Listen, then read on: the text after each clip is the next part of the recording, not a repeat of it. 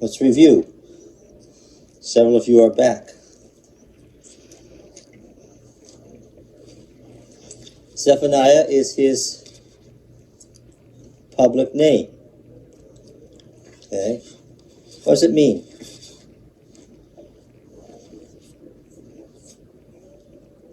What does it mean?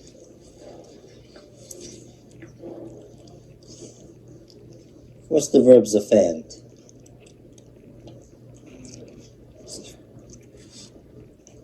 Means to hide as you hide a treasure. Who was he?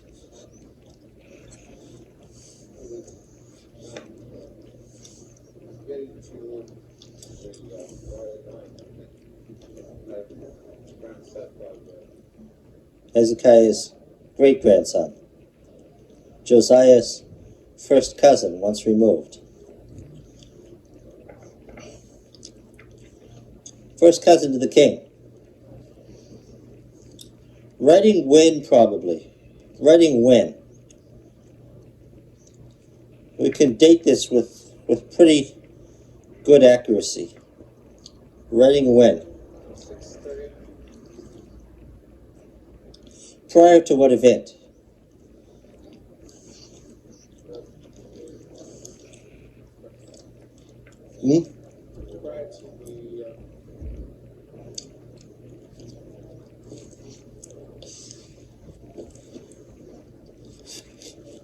Don't leave him out there alone. Prior to what event?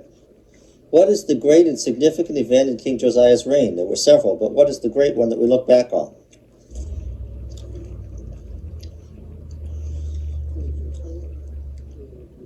The reform.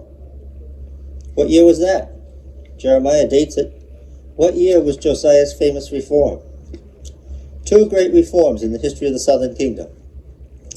The reform under King Hezekiah and the reform under King Josiah. What's the year of the reform? Do you remember, Richard?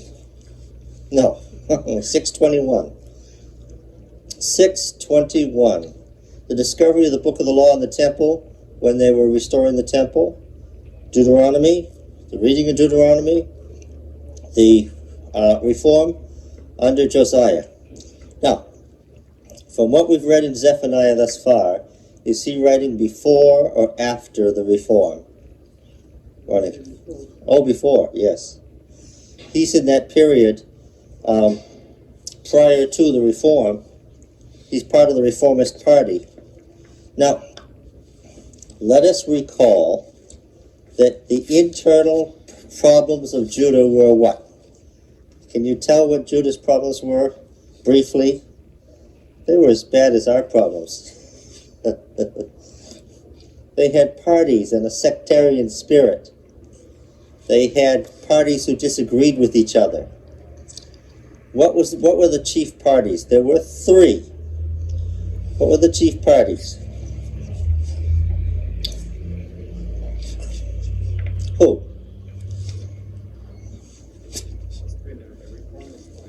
Well, yes. Obviously, there's a reformist party, since I just said Josiah and Zephaniah and Jeremiah were representatives of a reformist party. So obviously, the reformers were those who had essentially been ignored since the time of Hezekiah.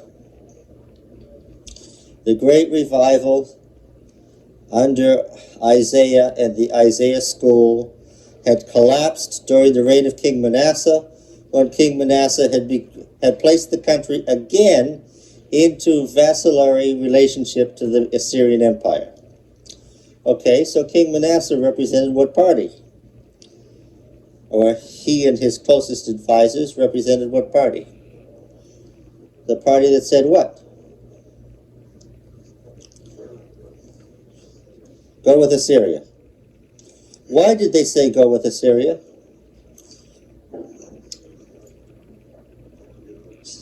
Yeah, okay. He said it seemed the practical thing to do given the circumstances. The circumstances being the tremendous power of the Assyrian Empire, the tremendous danger that the Assyrians represented, their foreign policy of uprooting entire nations, of mass devastation, of mass destruction of populations, all the things that the Assyrians were so well known for. The fact that the Assyrians had already destroyed the northern kingdom. The fact that Assyria was very, very unhappy with Judah and had its eyes on Judah and Philistia in particular. Why were the Assyrians so concerned about Judah and Philistia?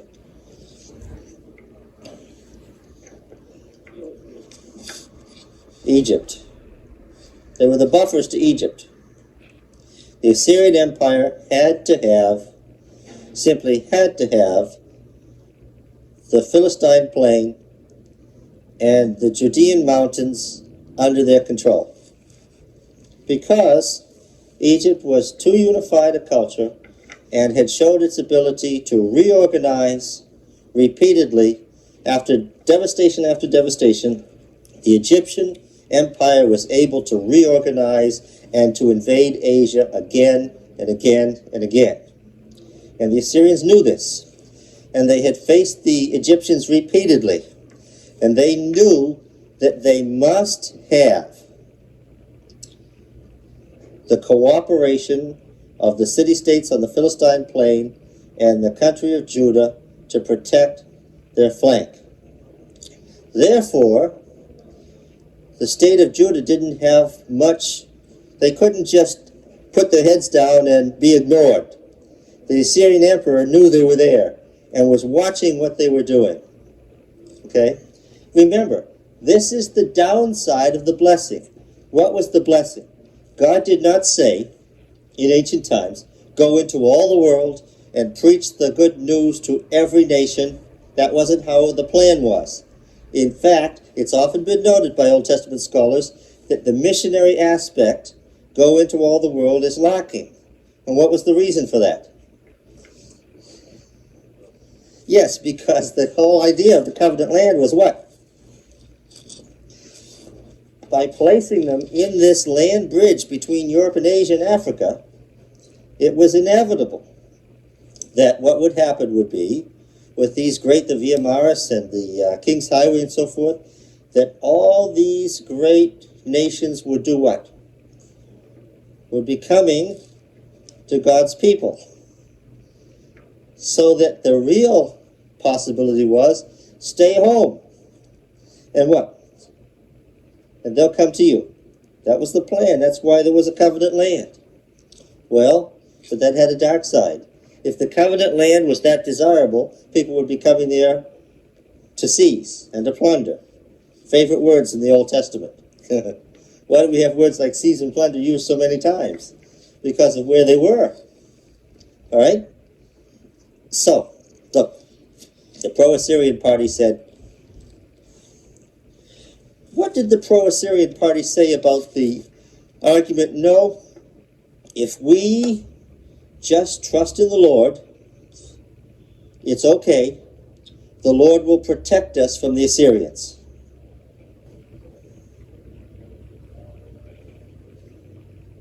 One of the things discussed in Zephaniah. Trust in the Lord, He'll protect us from the Assyrians. What had happened during the reign of King Hezekiah as he worked his great reform and resisted the Assyrians? What had happened? There was an invasion of the country in 701 BC. The land was devastated. King Hezekiah had to give up his massive treasure to the Assyrian Empire. They had to strip the gold off the temple to save the temple from destruction. But Hezekiah wasn't done. He continued to resist. And late in his life, in the last 2 years of his life, he rebelled openly again. In 689 BC, there was another invasion by the Assyrians of the state. What happened this time?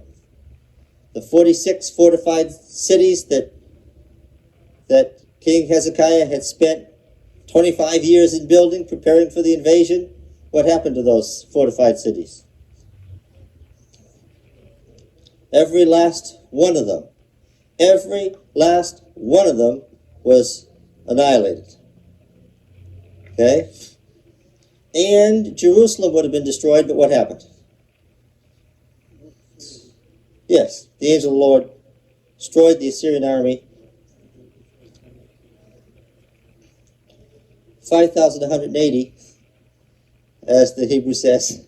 Actually, it was Dr. Horn who discovered that. But that was a huge army. In the ancient world, that was a huge army. It says 180 and 5,000. And they tended to write their numbers in the reverse of the way we write them.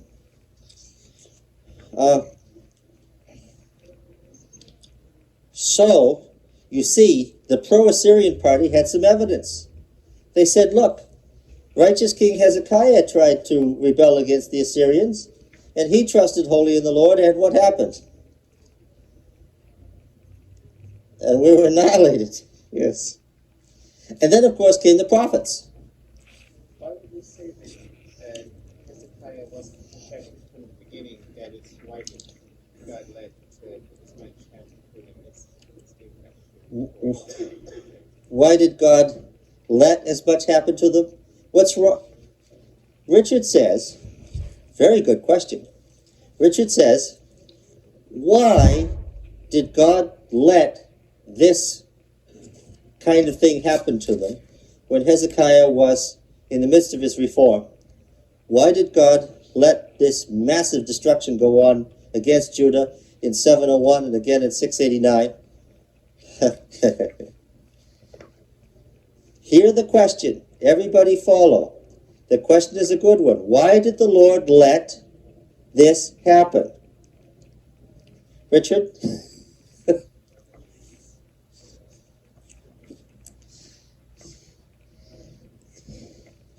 Now, Richard is a real Bible student.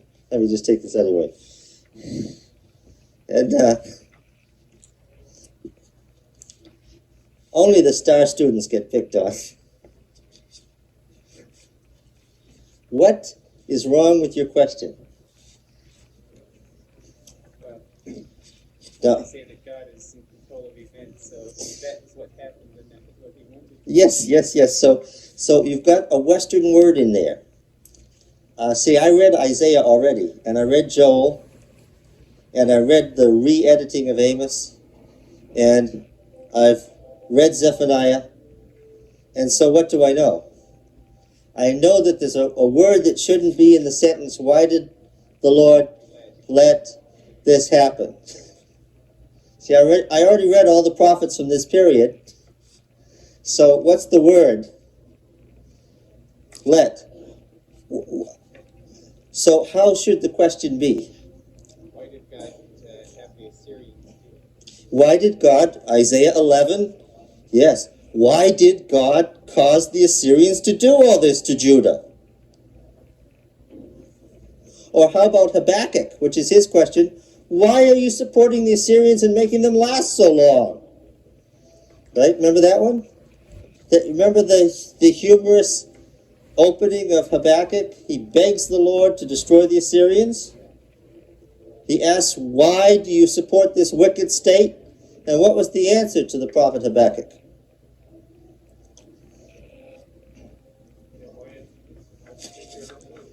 Yeah, and he said, actually, he says, I'm doing something right now about it that you don't know about that will cause your ears to tingle and the hair on the back of your neck to stand up when you find out what it is. He says, it's okay, don't worry about the Syrians, because I've roused up the Chaldeans, that bitter and angry nation, to destroy the Assyrians. And then what was the rest of it? And once they've destroyed the Assyrians, what? They're on their way to what? To destroy you at my command.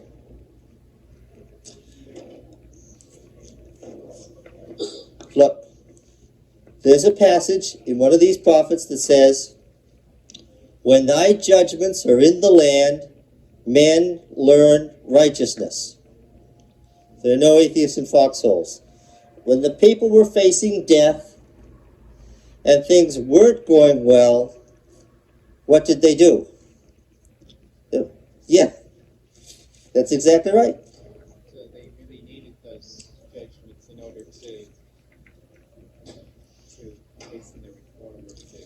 Well, how far gone was Judah? How far gone was it? Even after this, with God's judgments on Judah, and Isaiah saying this is the exact hand of the Lord, that the Lord has raised them up and brought them over here, especially for judgment, did Hezekiah's reform take? It didn't take. So what does that tell you? He attempted to destroy all the pagan high places and so forth, and it still didn't take. And as soon as he was dead, what happened? Manasseh was doing what? Practicing human sacrifice and putting the high places back. Clearly, they wouldn't have been worshiping at those high places if they didn't think the local pagan gods didn't have power. And if they didn't think the local gods, that is the local forces of nature, could have saved them. They thought there was some power there. Oh, by the way, was there any power there? Or were the pagan religions all just fiction? If you went to worship the Baal of Peor, were you worshiping nothing? Lots of power, you say.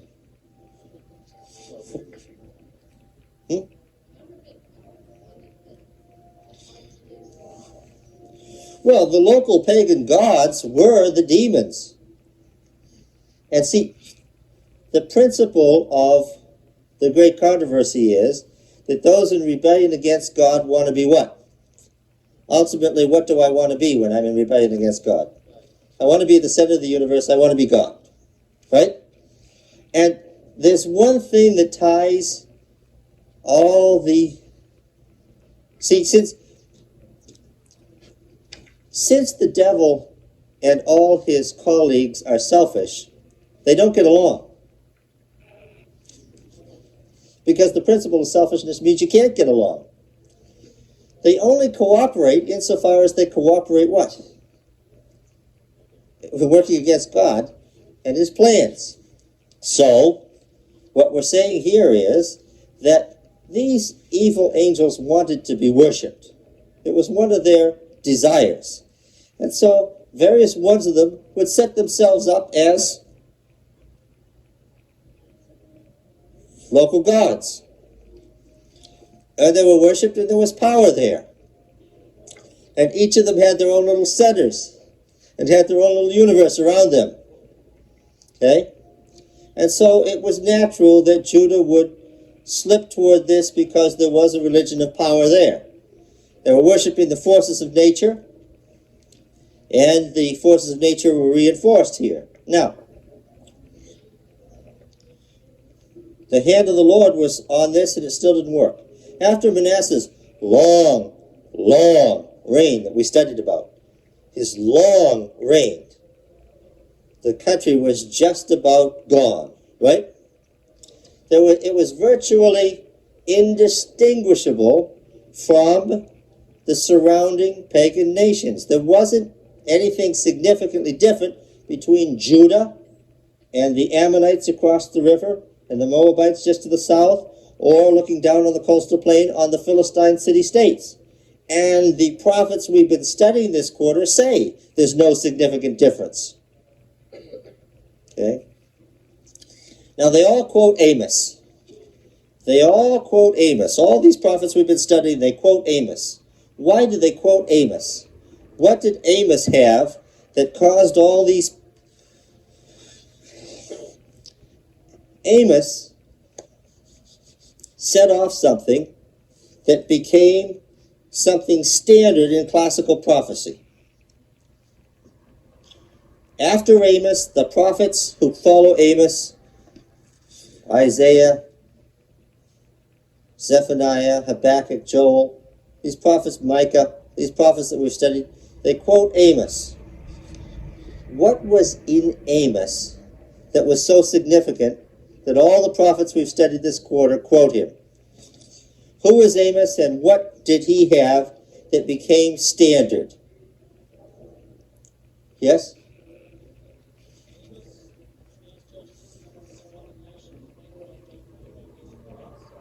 On Israel.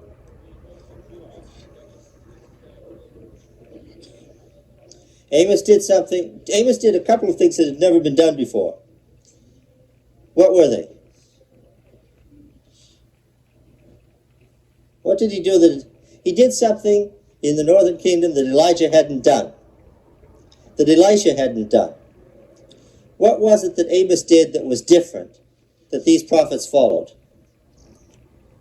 First of all, as he said, Elijah prophesied, and so did Elisha, judgment on Israel, famine, pestilence, so forth. And those judgments were to cause what? Revival, restoration. But that wasn't the message of the prophet Amos. What was his message? Israel was going to be annihilated, totally destroyed. Amos's message is for a certain group to repent. What group? The remnant. There's no more hope for the nation as a nation. There's no more hope for God's people as a group. They're going to be destroyed. It's no surprise that Amos was warned to get out on pain of death, that he'd committed treason.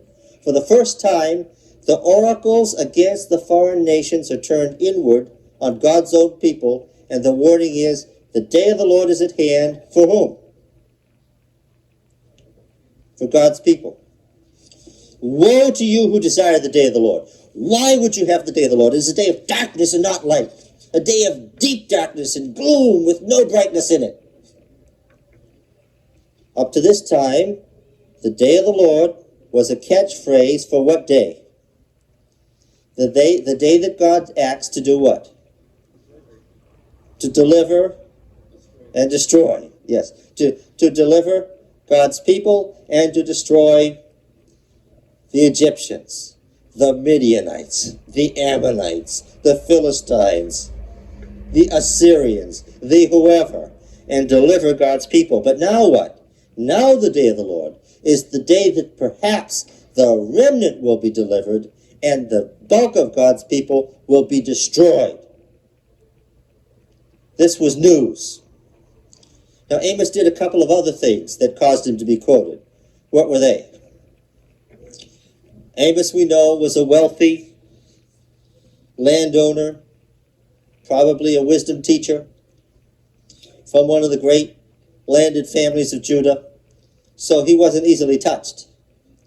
But because of his background in wisdom and because Tekoa on the road to Egypt had always been a wisdom center, Amos did something else. Following the old tradition of prophetic schools, that went way back to the dawn of prophecy with Samuel, Amos gathered a school around him, and he fused the prophetic tradition to the wisdom tradition. And out of that, Amos created something that we didn't have before. How many here have read the book of Elijah? Has anyone read the book of Elijah or studied it? Perhaps you've read the 50 chapters of the book of Elisha.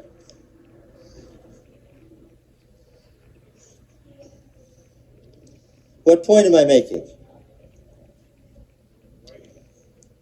In Amos's day, because he comes out of the wisdom tradition, he creates a school, and the school creates literature. We call it the Book of Amos, although it's a series of sermons and comments and so forth. And Isaiah followed him, as did Micah. And after this time, you get the classical writing prophets, whose sermons and comments on them were produced by a group. Amos's followers were continuing to add to his collection right down to the time that Zephaniah writes, 100 years later. Based on his prophecies, they continued to write commentary that's now included in the book of Amos. The prophets gathered a group around them that created a viewpoint, a worldview, if you will, based on the prophet's teaching and his visionary experiences. Now, I just as an aside, was all of this material original? Since Amos was part of the wisdom tradition, it's not a surprise that some of the stuff we find in the book of Amos is what? Is quotes from wisdom teachings, some of it even Egyptian wisdom teachings. What? Are you listening? The prophet gathered a group around him. Part of his prophecies were based on his background and understanding and learning in the wisdom tradition. There are passages, sections in Amos that are word for word quotes from Egyptian wisdom literature. What point? Of course, the prophet makes a new use of it. What point am I making? Well, we're going to begin a section this afternoon on Ellen White and the gift of prophecy, including the use of sources in her writings. And what am I going to say to you? Right out up front before we even get started. What? If we have to disallow sources, even sources from pagan background, and on that basis we have to worry about Mrs. White, what problem would we have? Yes, then we'd have the problem of, we'd involve the Bible in the same problem. That's not where inspiration comes. All right, now, Amos then turns the day of the Lord inward on God's people. This appears again in Isaiah and Micah and Joel and Zephaniah and Habakkuk. Now, Amos had been in the prior century. Why did these prophets that we studied this quarter, why did they rely on Amos?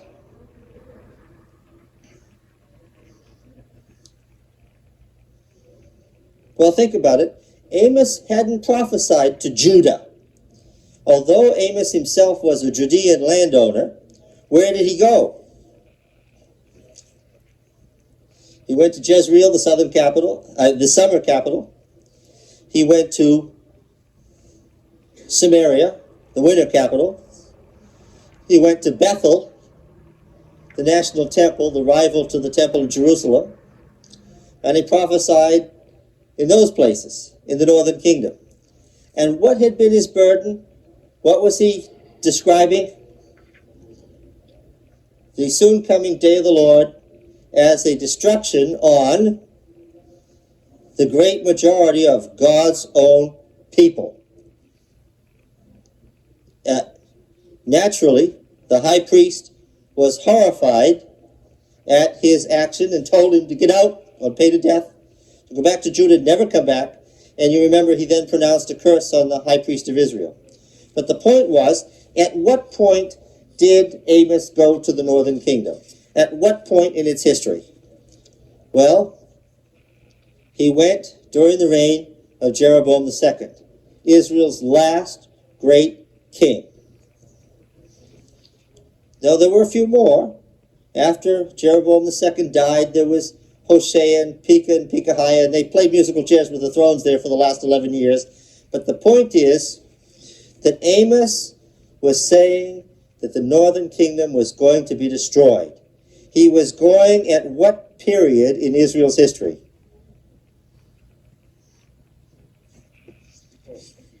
Yes, so what period was he in? Our cycle again. He was at what period? He was at the end. And the thing that you can stamp over a prophet like Amos is the end. Now, Israel was the bigger of the two kingdoms. It was the richer, the more powerful, and it happens that in the reign of Jeroboam II, it was quite wealthy and quite militarily powerful. So when Amos came and said it's over, what did people say? Can't be over it. Things are going better than ever. But Amos said what? It's over. Now, why do these prophets then, coming in the following century, go back to Amos and rely on Amos and quote Amos and use the same themes as Amos? Yeah, where are they?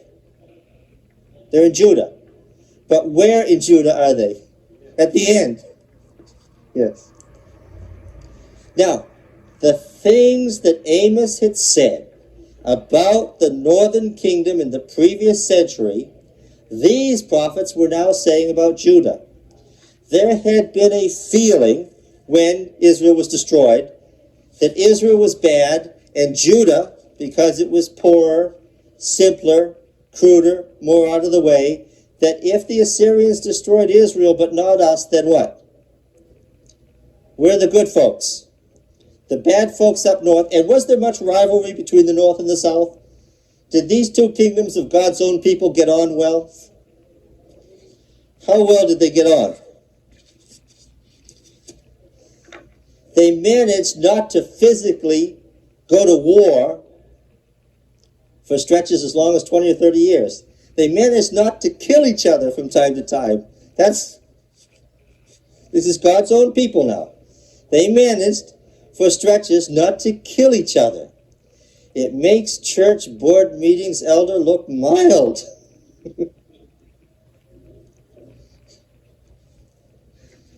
Each one saying, the Lord brought us all up, the whole congregation of Israel, meaning all Israel and Judah. The Lord brought us up from Egypt, and we're worshiping the Lord, and now let's go kill the brethren, because they're out of line. And each kingdom claimed that it had the true way of seeing how you should worship the Lord. Right? Now, what was the reaction when these Judean prophets began to quote Amos and apply Amos's prophecies not to the lost kingdom of Israel, gone for good, gone never to come back, but to Judah? Who was king in Judah when the northern kingdom was destroyed? When did that happen? 722. Yes? Who was the king?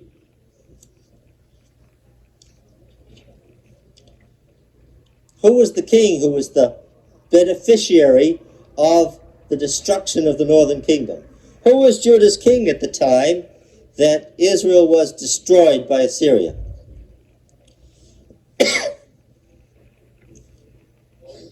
What? No, that's the northern king. Who was the king of Judah when the northern kingdom of Israel was destroyed? Everyone knows and is too shy to say. King Hezekiah. The same king we've been talking about with the reform. Jerusalem, you know, grew about 400% during Hezekiah's reign. Crossed the valley, went up onto the western mountain. Hezekiah had to build much huger walls around it.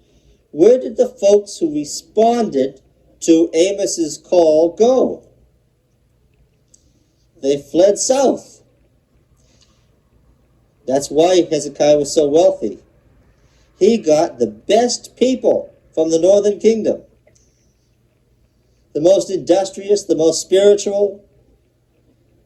Those people said, well, it's over. The end. Let's move to Judah. And of course, King Hezekiah capitalized on this. As soon as the Assyrians left and had destroyed the great bodies of the populace, he sent out messages to the remainder. Come on back to us. Come worship in Jerusalem. Come be united to us. The Assyrians pretty much ignored him, but what he was doing was regaining control over the northern kingdom, over the area in the north. First Judean king who had been able to do that. Now then, this left the people in Judah with the feeling that the day of the Lord had come. Israel had been destroyed. The time of God's judgment had passed. Judah was the good kingdom. Judah was the kingdom that had survived. Everything was okay. And now what happened? Then these prophets came and said, what? The day of the Lord is at hand. They quoted Amos, and now what? They're applying it to Judah. How did people feel about this?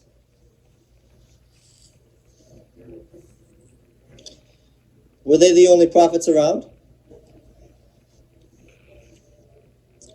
Remember that the prophets of our Bible were the blasphemers of the Old Testament time.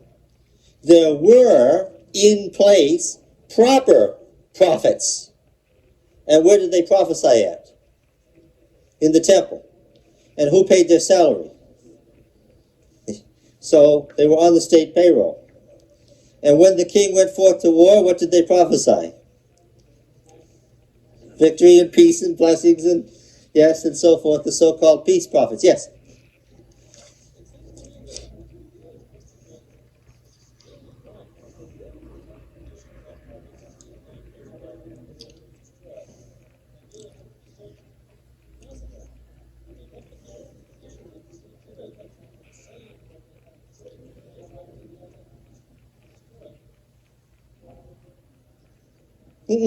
No.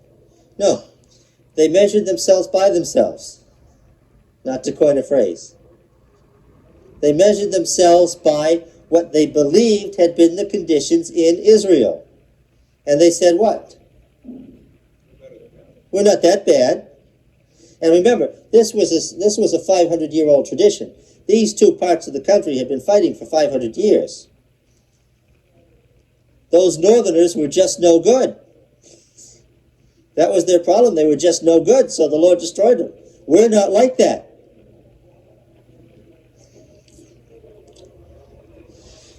Okay, so 50 years of Manasseh had about done them in. And yes, they didn't see. And the prophets were there saying, this is just exactly what happened to Israel. And of course the peace prophets were saying, no, it isn't. Do you know why? That northern kingdom was destroyed, Ed, because they didn't have the true covenant. They worshipped at the calf temples of Dan and Samaria. But we worship where? We worship in Jerusalem, where the Lord promised what? He would make his name to dwell there forever. I'm quoting now. So what do we know? What do we know? We know that from the very beginning, from the founding of the northern kingdom, they were off onto a mistake. But we know what? Yes. They left us. We had the true temple. We had the covenant with David. We were here and they left us. And we knew when they left us what would happen. They would get destroyed, that the Lord would get them for that. And he finally did. And we're still here, and our temple's still here. And when the Assyrians came to attack us, what happened? God destroyed them. And you see, the saving of the temple in the city of Jerusalem under King Hezekiah convinced people beyond any doubt that what? Jerusalem and the temple were inviolable. They would stand forever. And so when you have Micah coming along and saying, the mountain height of the house of the Lord will become a dense woods. It's going to be deserted for so long. What did people say? Can't be. Just can't be. God promised. What?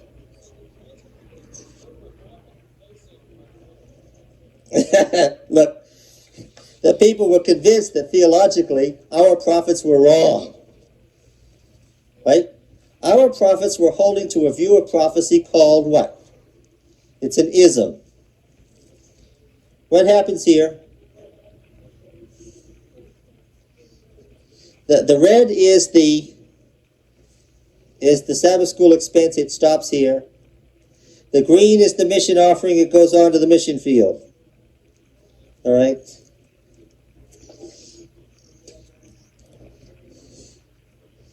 When it gets to the back there, bring it up so it can come over here. I think that Judith has it well under control. She'll follow the money.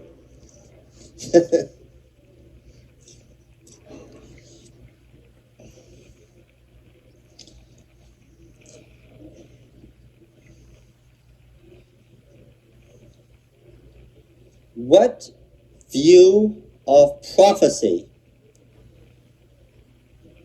Let me ask this question. Had God ever said, I'll cause my name to dwell there forever, of the temple in Jerusalem? Yes. So what view of prophecy were our prophets that were studied this quarter holding to? Yeah. You know this is still a problem in our church? I'm going to say something. I've been around this barn a few times. How many prophecies are conditional? All of them. Some of the conditions have already been met. Are some folks going to be saved? Yes. Will Christ come again? Yes. The conditions were met.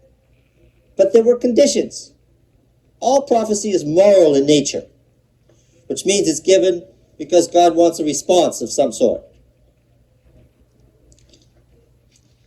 If you don't believe that, you get into a terrible problem of trying to decide which prophecies are conditional and which aren't. And pretty soon you have a canon of your own making, one that counts and the other that doesn't. It's terrible hermeneutic. Prophecy is conditional. That's what all our prophets said. But clearly, did the people of Judah believe that? No, they simply didn't. And if you're blinded by a false view of prophecy, and you're convinced that the evidence of the past shows that you're right, Ed, the Assyrians surrounded Jerusalem. Not just anybody, the Assyrians. And they died for it. So what does that tell you? Did God intervene to save the temple, or didn't he?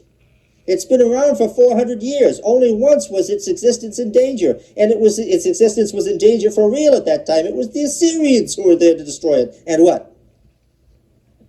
And they were annihilated. Therefore, what do you know? What do you know for sure? Yeah. So, if Zephaniah says it's over, then what? Now, under King Josiah's reform, and remember that Zephaniah was writing just before that reform, and you can say because you know, what was the very essence of the Deuteronomic view of history? That it was conditional. If there's anything you get sick of hearing in Joshua, Judges, Ruth, 1 Samuel, 2 Samuel, 1 Kings, 2 Kings, if there's anything you get sick of hearing, you don't want to hear it one more time, it's the historian saying what? Yes. I mean, after you've read Deuteronomy, you really don't need to hear it for the next 10 books. Why do they keep saying over and over again, God promised this if? This was the blessing. That was the curse. This was the blessing he promised if they did this. That was the curse he promised if they did that. What point was the Josiah reform making? The whole deal, the covenant was a deal. The whole deal God made with us was what? Was conditional upon a response. Okay? And this was the essence of the reform of Josiah, and it's why there was so much more emphasis on conditionalism in the second reform than in the first reform. It wasn't a big issue in Hezekiah's reform, the conditionalism, but it was a real big issue in the second great reform under Josiah. Why? Why was it such a big issue? Because the people were absolutely convinced that even if you go amok, what? There's no danger, what? God is going to save Judah because he made an unconditional deal with Judah. And that deal was made through King David, and its outward symbol is what? The outward symbol of that deal is what? The temple and, twofold, the monarchy of David, the house of David, right? The fact that a king sits on David's throne, and there'd never been any trouble over the line of David, right? Occasionally they killed a king in David's line, but they had another king in David's line ready to go, right? The 20 kings that followed David and Solomon on the throne followed one after another without the kind of upheaval that was constant in the northern kingdom. Why?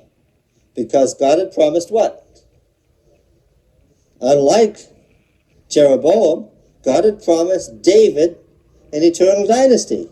So the people said, one thing we know for sure, there's always going to be a king on David's throne, and there's always going to be a temple sitting on Mount Zion. Right? And this is why these prophets that we've studied emphasize those are the very things that aren't necessarily going to continue. The line of David and the temple in Jerusalem are the two things they center on. Micah, from way down there on the coastal plain in southwestern Judah, he had nothing to do with Jerusalem, and yet he talked a lot about Jerusalem and the royal line. Isaiah was right from the royal line, and he's concentrating on the same thing. Okay? Zephaniah is actually a member of the royal family. He's concentrating on the same thing, the royal family and the temple in Jerusalem. These were the things that the people pointed to as certain signs that God would never remove his favor from Judah. That's why these prophets that we've been reading for 3 months have emphasized you can't trust that there's a temple in Jerusalem. You can't trust that there's a king on David's throne. All right? So, the main features of the reform were what? What happened in 621 after Deuteronomy was read aloud? What things did King Josiah do? Partially as a response to Zephaniah's preaching. What things did he do?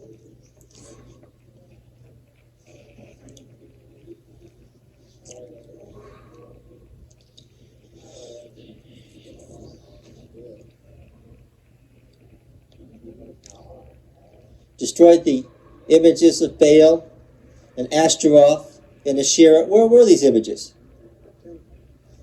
Where? Right in the temple? You can't mean it. What temple? The temple in Jerusalem? Yes, not only there, but there. All the hosts of heaven. You see, the hosts of heaven are the gods. And so in the temple, they put the whole pantheon. They didn't necessarily deny Yahweh. They didn't deny Yahweh. What? They just added some other things. They didn't say that Yahweh wasn't the high God, or even the highest God. They just said what? We ought to, yeah. Was that part of it, Ed? They never denied the old religion was true. They just added some stuff to it. That's syncretism. Does that go on in the church today? Without denying the old religion, do we add some stuff to it? Are there any other gods in the temple? There might be other gods in the temple? What could they be? Greed, selfishness, pride, arrogance.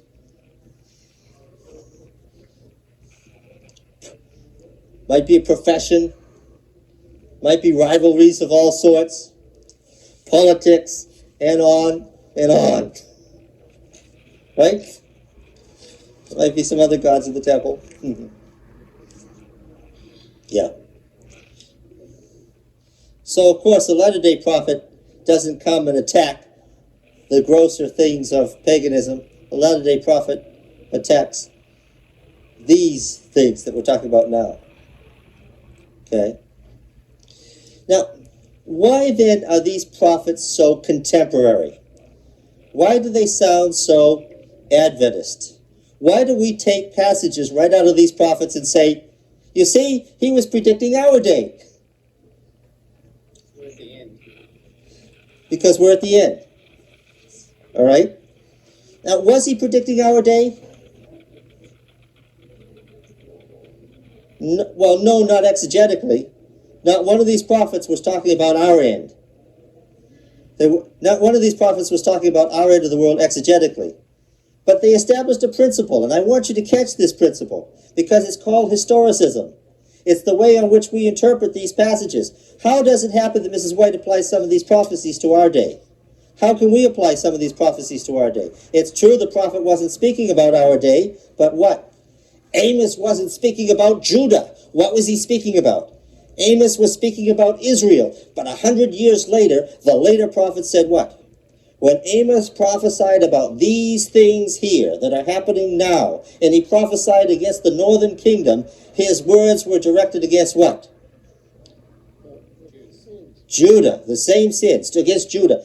For you also, O Judah, this harvest is appointed. The harvest being a standard image for what? The end, right? Look, Richard, the principle of analogy. That's where historicism was born. The later prophets quoted Micah and said, Micah is talking about us. Get it clear. Micah is talking about us, not Israel that's gone. And so they made the prophecies contemporary to their own end. That's what historicism is. All right? Yeah. So by analogy, on the principle of analogy, as long as you understand that exegetically the prophet was speaking to his own time, by analogy, it's perfectly appropriate to quote these passages and say, you see what the Lord says about us and our time and our end that's coming. That's it. You just have a history book and glean what you could from it historically, but it would have no spiritual significance to us. Yeah. The danger, of course, is that if you don't know the exegesis and the background, you can get somebody just applying it to our day willy-nilly without understanding it. Oh, they'll go like chariots. You see, it was talking about automobiles. That kind of thing. Haven't you heard that? Sure you have. Right? They'll come and they'll jostle one another in the streets. It's talking about modern traffic. No, it was talking about the destruction of the city. All right, yes? What about like Jesus' prophecies about the destruction of Jerusalem and stuff? There seem to be stuff that didn't really apply then and would only apply later. I mean, we all talk about this dual. Yeah. That's a there's where the misconception comes in. This terrible phrase that would be better if it were sunk at the bottom of the sea, dual prophecy. No such thing. Prophecy directed toward a certain time, and when conditions are appropriate, by analogy, applied to a later time. Yeah. No, there wasn't anything there that wasn't appropriate to the destruction of Jerusalem. He asks about Matthew 24 and Mark 13 and Luke, 16? Or Luke 21. He asks about Jesus' sermon about the destruction of Jerusalem. How many of the things that Jesus spoke were directed toward the destruction of Jerusalem? All of them. Because the people confidently believed that the destruction of Jerusalem was identical with what? The end of the world. Well, after all, was there any basis for believing that? That temple, what did I say when we were looking at the photographs of its reconstruction? That temple what? Oh, you think the biggest thing that man ever built was the pyramids? No. The biggest thing built in the ancient world was what? The largest man-made object in the ancient world was what?